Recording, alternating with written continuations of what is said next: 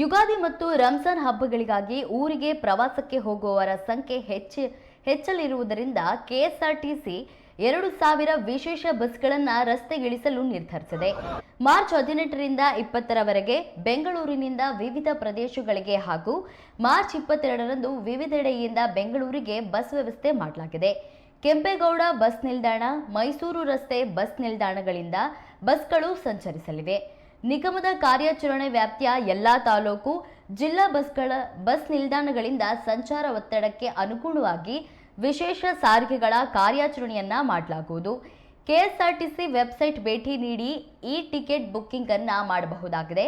ಪ್ರಯಾಣಿಕರು ಕರ್ನಾಟಕ ಹಾಗೂ ಅಂತರ್ರಾಜ್ಯದಲ್ಲಿ ಇರುವ ಗಣಕೀಯಕೃತ ಬುಕ್ಕಿಂಗ್ ಕೌಂಟರ್ಗಳ ಮೂಲಕ ಮುಂಗಡವಾಗಿ ಆಸನಗಳನ್ನು ಕಾಯ್ದಿರಿಸಬಹುದು.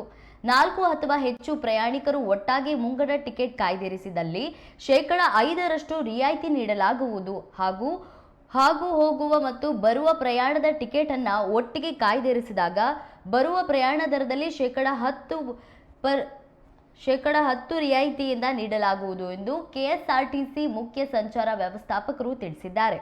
ಇನ್ನು ಧರ್ಮಸ್ಥಳ, ಕುಕ್ಕೆ ಸುಬ್ರಹ್ಮಣ್ಯ, ಶಿವಮೊಗ್ಗ, ಹಾಸನ, ಮಂಗಳೂರು, ಕುಂದಾಪುರ, ಶೃಂಗೇರಿ, ಹೊರನಾಡು, ದಾವಣಗೆರೆ, ಹುಬ್ಬಳ್ಳಿ, ಧಾರವಾಡ, ಬೆಳಗಾವಿ, ವಿಜಯಪುರ, ಗೋಕರ್ಣ, ಶಿರಸಿ, ಕಾರವಾರ, ರಾಯಚೂರು, ಕಲಬುರಗಿ, ಬಳ್ಳಾರಿ, ಕೊಪ್ಪಳ, ಯಾದಗಿರಿ, ಬೀದರ್, ಮೈಸೂರು, ಹುಣಸೂರು, ಪಿರಿಯಾಪಟ್ಟಣ, ವಿರಾಜಪೇಟೆ, ಕುಶಾಲನಗರ, ಮಡಿಕೇರಿ, ಹೊರ ರಾಜ್ಯಗಳ ತಿರುಪತಿ, ವಿಜಯವಾಡ, ಹೈದರಾಬಾದ್ ಸಹಿತ ವಿವಿಧೆಡೆ ವಿಶೇಷ ಬಸ್ಗಳು ಸಂಚರಿಸಲಿವೆ.